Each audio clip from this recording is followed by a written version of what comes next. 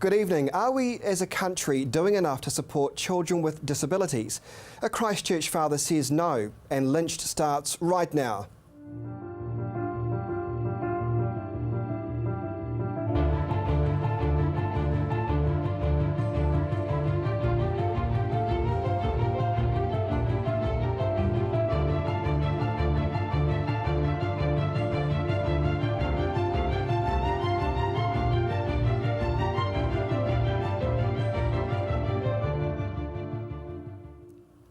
Great to have your company tonight. Well, recently I reported on the robbery of a wheelchair-bound woman on my Facebook page. Surprisingly, several people pulled me up on using the words wheelchair-bound. They didn't elaborate. Initially, I brushed off their criticisms as members of the social media PC brigade having a dig, despite my best efforts to raise awareness of the victim involved. I searched Google for answers, as you do, on their grievances, and it rendered a handful of articles asking journalists not to use the words bound or confined. You see, bound means confined by bonds tied. The example given is bound or gagged hostages. You see, wheelchair users, it's a much better term. Why? Well, they're not hostages to their chair, they're liberated by them. That same day, the Sydney Morning Herald posted a very personal blog written by Christchurch father Kelly Dugan. His daughter Lucia has cerebral palsy. He wrote, and I quote, "I hate all these terms, special needs, disabled, brain damaged. All these terms seem like dirty labels and the words fall out of my mouth like chewing on dry sand.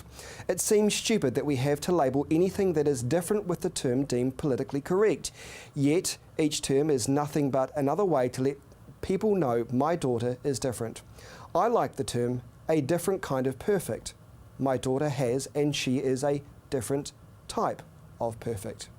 Now, Kelly wasn't minimising his daughter's difficulties, nor was he expecting the people to hand him the sympathy card, not at all.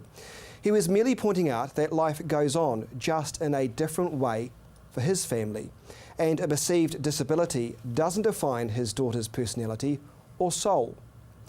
Kelly runs Smile Dial charity for children with disabilities, and Kelly joins me tonight. And welcome to the program. Thanks, Chris. Thank you for having me. Really nice for you to be here.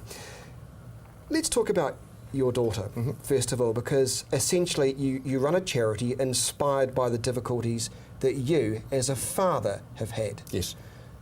So take me back to that time when you were told by doctors your daughter would be different. Okay. That conversation came about 6 hours after my daughter's birth. Up until that time, we had no idea that there was anything wrong, and we were celebrating our beautiful daughter being born. And then a doctor came in and said, look, we found some issues. They rushed her off to intensive care, did some scans, and it was maybe 6 hours after that we got sat down and got told that her daughter had suffered severe brain damage during birth, and we just became the parents to a child with special needs. So everything sort of just got flipped on its head, and everything just changed in an instant. So until Lucia was born, everything was fine? Everything was fine. As far as you Excuse were me. concerned? Yeah, that's been stated as well. We actually went to the Health and Disability Commission to find out who was responsible. Somebody was responsible. I wanted to know who. This is my daughter.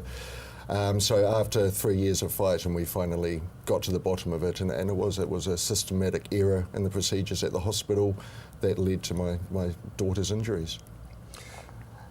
It must be cold comfort and a double-edged sword, Kelly, because on one hand, you're faced with a dramatic, life-changing event that initially is probably seen as a negative, but now you've had to make a decision to flip that on its head and use it as a positive by creating a charity, which I'll get to later.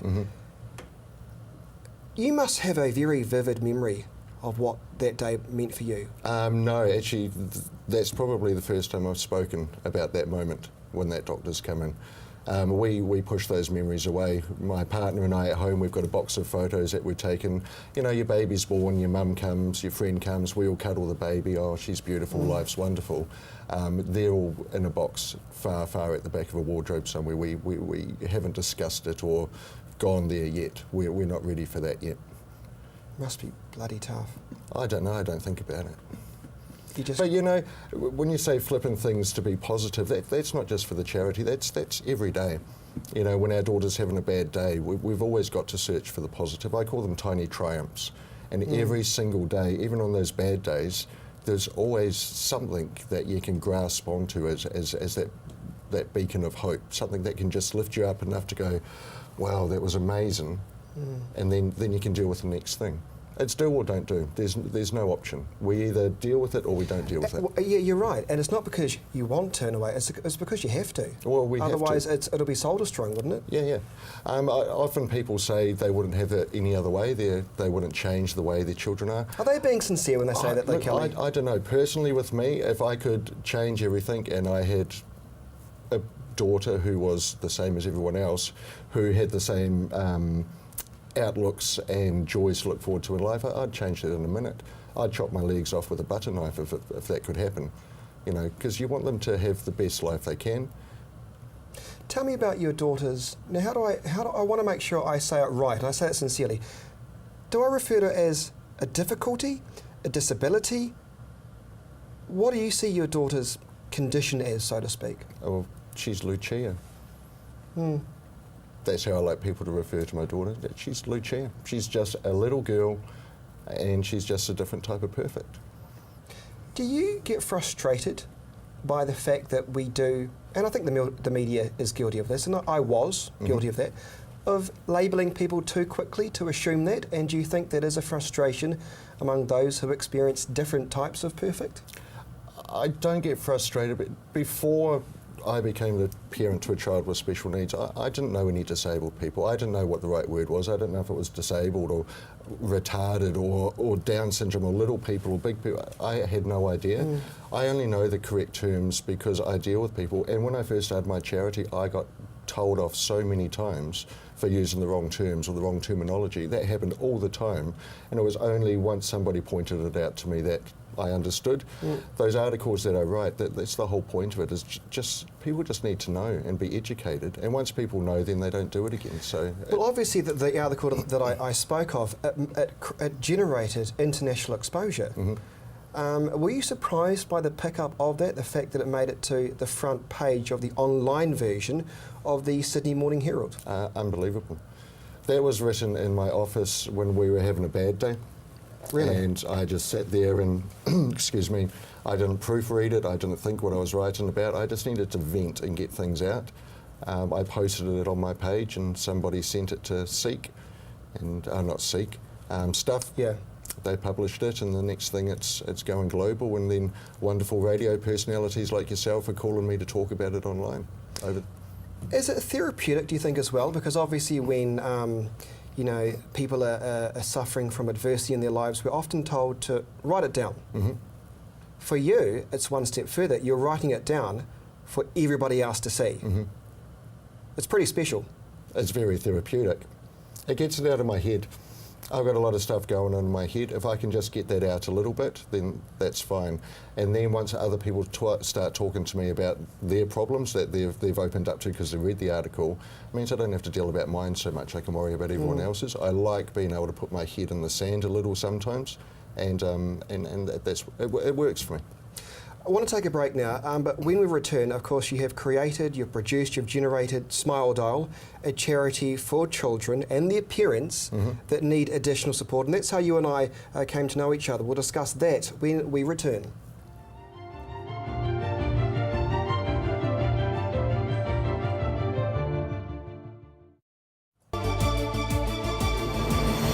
When you need to know what's happening in your region of Canterbury, join me, Chris Lynched, for CTV News First at 5, weeknights from 5, right here on your local channel, CTV.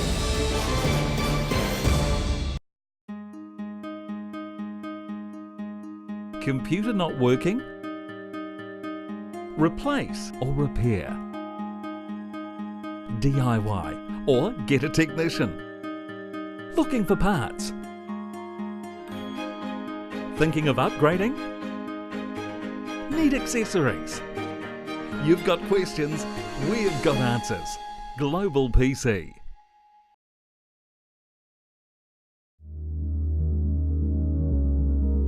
The preparation,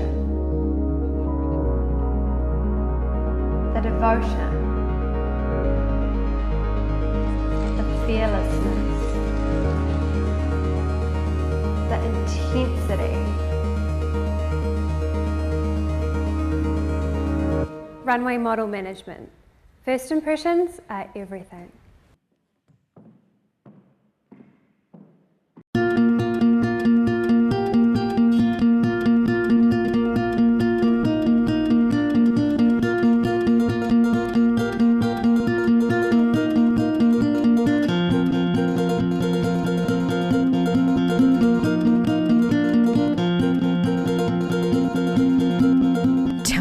Made to measure interiors, made with care, made for you.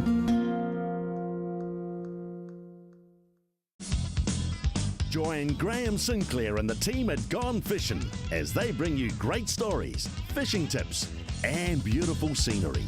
Gone Fishing, Friday night at 8:30, right here on CTV.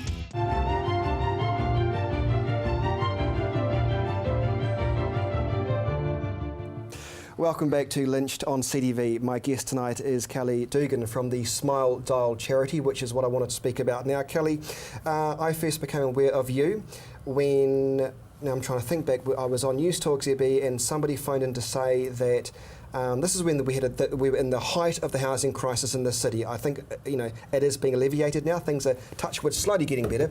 But somebody called in to say that their family was living in their elderly home backyard. There was a disabled child living in a tent. You phone up immediately to say we can give this family some support. And correct me if I'm wrong, I think back then your charity was more or less in its infancy in a way, wasn't it? Yeah, that's really, really early days. That's I was running it at that time part-time. So I was working all day. I'd get home, look after my daughter, tend to my man chores, and then I'd run Smile Dial in the evenings till 3, 4 o'clock in the morning. And my recollection is you gave them, I think, money and some groceries and petrol vouchers and just things to get them back into what they would probably call a sense of normality. Yeah. Just little things, a hamper. And sometimes it's not what they are receiving, it's the mere fact that somebody cares enough to go out of their way to give them something. People just like to know that they're not alone. She had a special needs daughter with her. They were living in a tent in her mum's backyard. We just took some slippers around to her daughter and the smile on her face. And they were so grateful, weren't they? I recall that. Yeah, they're still in contact with me all the time now. Good. We're still in contact. Let's discuss Smile Dial. I mean, the obvious reason it probably came about is, the issues you face with your own daughter. So when did you decide, how do I say this, there was a need, perhaps not saying fill the marketplace, there was a need, but you know what I mean? There was obviously a sincere need for that where other charities weren't filling that gap. So why did you decide this needs to be done? Initially there were 2 points. It was actually 3 years today actually we did our first project. We painted a big mural outside the Child Cancer Ward, which was a green waiting room. And I thought, I know some people who can fix this. So I rang some friends. We installed this beautiful big mural. The initial concept was maybe a week after my daughter was born. I was sitting by the incubator. God knows what time of the morning it was. And all I wanted to do was talk to a person. I didn't want to talk to a doctor that was going to say cerebral palsy, hemiplegia, brain bleed, paralysis. I didn't want to hear any more big words, or I didn't want to speak to another doctor. I just wanted to have a beer with a parent who had a child like mine who could talk to me in real terms about what it's like, what we can expect. This is 1 year, 1 day, 10 years down the track, and there was no one there to do that. And that's when I sort of thought, hang on, surely it can't be that hard to get something like that going.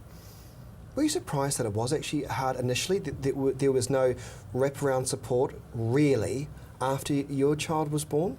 Yeah, well, there's always some sort of support there, but at the time you're given brochures and piles of paperwork like this. You haven't got time to go through all of that, and that's the whole point. Is I just wanted to strip all of that back to the basics. Let's just sit down, man to man, drink a beer, and just get this out.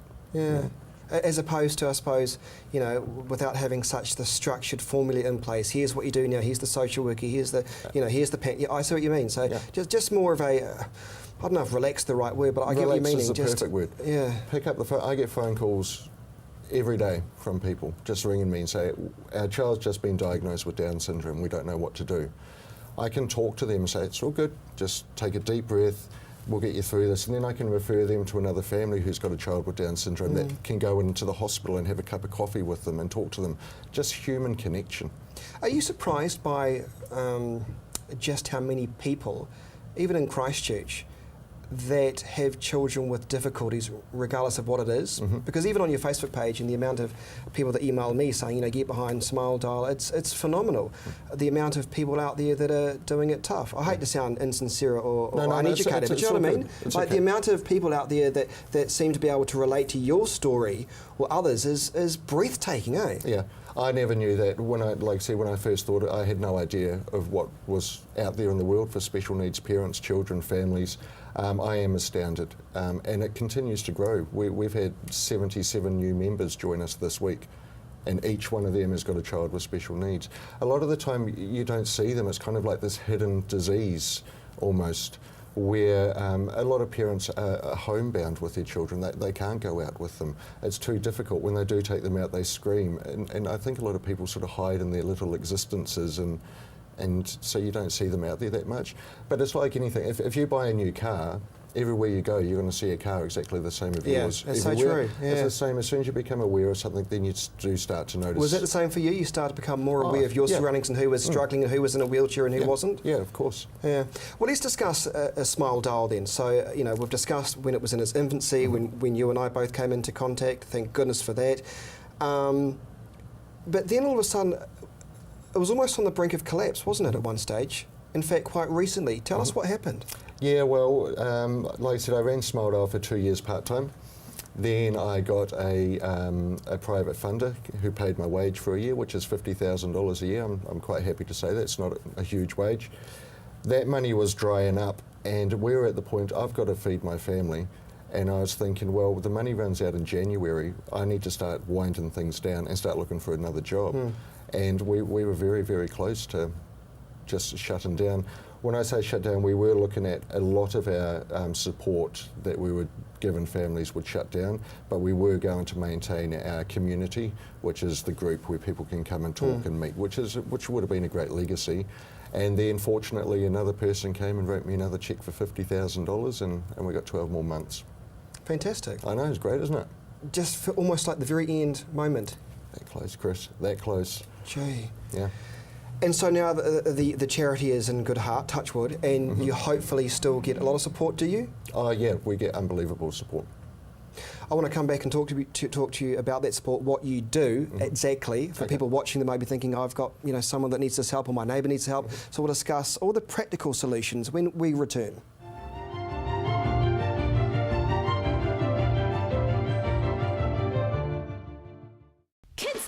Is right here on CTV. Tune in every Saturday from 7 a.m. to 8 a.m. for an exciting range of fantastic kids programming. Join in with all the fun Saturday mornings from 7 a.m. to 8 a.m. on CTV. At Bowden Environmental, we specialise in all aspects of resource management, so you don't have to deal with the paperwork. With the skills and knowledge to organise any environmental work, we can guide you through the process from start to finish. From organising consents and farm environmental plans to pump and well testing, Bowden Environmental has it covered. Save time and remove the stress. See the specialist. Bowden Environmental. Computer not working? Replace or repair. DIY or get a technician. Looking for parts? Thinking of upgrading? Need accessories? You've got questions, we've got answers. Global PC. Come on down to Ferrymead Golf. Care for a game of paintball? How about some swings on the old driving range? Or on our par 3 9-hole golf course? Test your skills on the mini golf course or have a go at the airgun shooting range. Then relax at the Wow Cafe with one of our super succulent Wow Burgers. Whether you want to perfect your swing or are looking for a fun family day out, come down to Ferrymead Golf, 50 Ferrymead Park Drive, right next to the Ferrymead Heritage Park. Arts 21 showcases the vast creative talent and minds that are making a name for themselves in Europe and beyond. Think outside the square with Arts 21.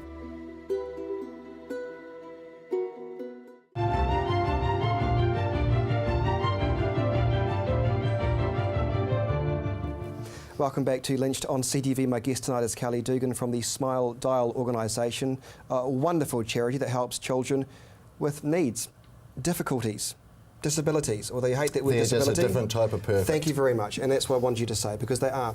Let's get to the heart of this, because I want the people out there who may be struggling with various, conditions. Let's talk about what the actual organisation does on a practical level, because you provide practical support too, don't you? Sure.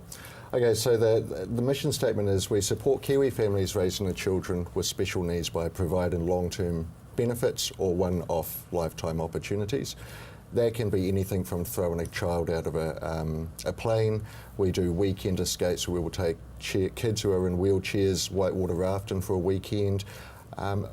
We do a million different things, and we adjust our support to what the people need. We don't have one straight line. This is what we do. When people ask for support, we'll help them, and if we can't, we'll find the people who can. You've also got some fancy wheelchairs as well, don't you? Not yet. We're working on that. Let's look at this. What is it? This looks pretty fancy. That what is is that? one of those fancy wheelchairs. That is a wheelchair which can be taken onto the beach and into the water. So anybody who is in a wheelchair can use that and get pushed onto the beach. Fantastic. And have access to every beach in New Zealand. That is a kid wrote to me and said he wanted to go to a Crusaders game, so we drove him up from Gore. They stayed the night at my place. We took him to the game, but what he didn't know is we got him into the change rooms after the game as well, so we got to meet all of the team. And what's this? You're chucking people out blimmin' planes, Kelly. That doesn't sound very... No, that's awesome. That's called Break the Boundaries, and what that is we take kids to their limits, and this is a V8 racing car one.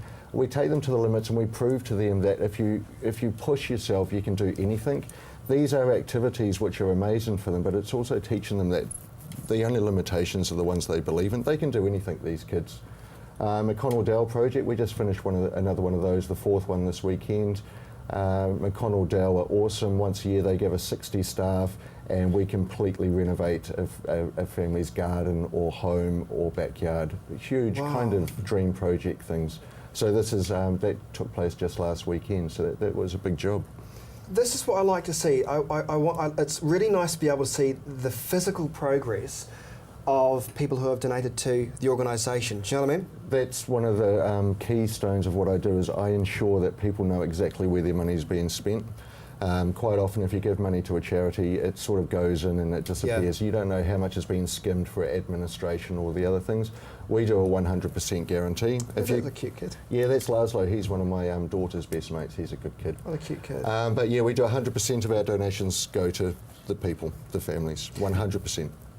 Are you still getting that support? Because it's tough out there, because you are in an organisation that's competing for that charity dollar. And I remember I was doing a report not too long ago on News Talk ZB about how charities are desperate for that cash, and there's so much competition now. So how do you survive? How do you do it? We're just awesome.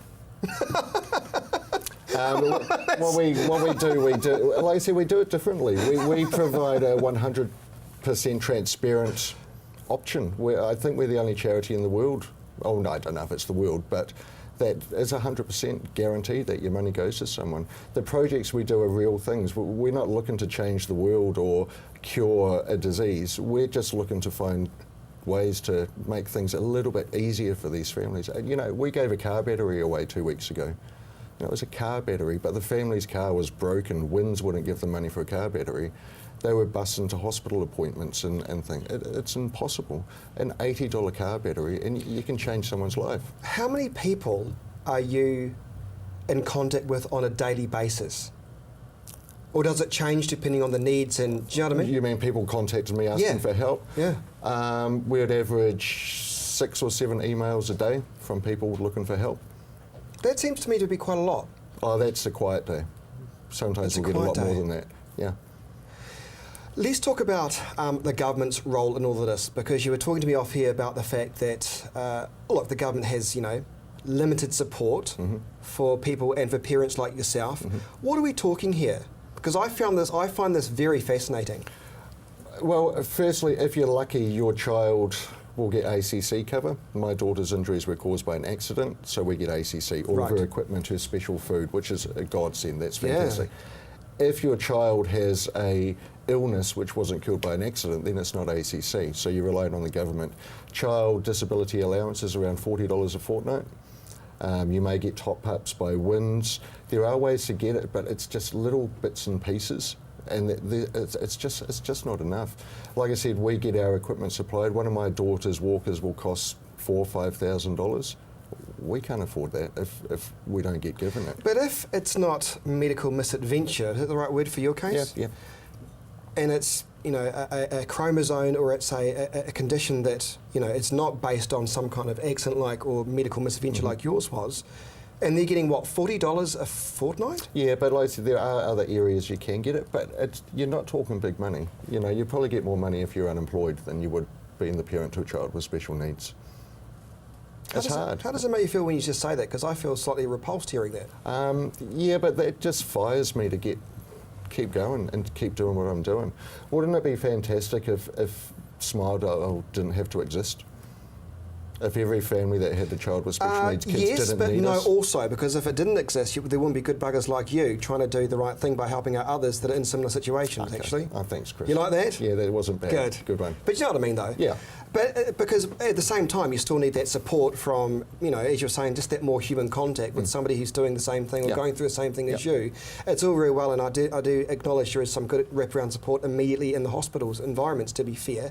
But sometimes you want to get out of the environment and talk to somebody, or not even talk to somebody about what you're going through, but because they know it already. So you can have that contact. I call them the knowers. I can go out and drink with my friends. They say, how's it going? I say, oh, yeah, it's okay, I'm pretty tired. They'll go, oh, yeah. But I can go out with a father. On next weekend, we're taking 10 dads to Kaikoura. And this is exactly what we do. We're going to sit around the fire, and we're going to drink beer and drink whiskey from the bottle, and we're all just going to talk because they know exactly what you're going through. And the only people who really do understand are the people who are living the same sort of life. We only got 30 seconds left, Kelly. If people want to get in contact with you, here's your chance. Give us the details. What camera? Go on, go right down that one there. You can find us on Facebook, just type in Smile Dial, or www.smiledial.co.nz. We appreciate your support. Hi Lucia, Daddy loves you, and Connor, I love you too, mate. Very nice. Thanks, Chris. Thanks so much for coming to the program. Pleasure. Really good to actually finally meet you for once, I suppose, talking on the radio. Kelly Dugan, everybody, from the Smile Dial organisation. We'll put those details too on my Facebook page. Do join me on Facebook, facebook.com/Lynched in NZ. But from me and all the CTV team, have a good night.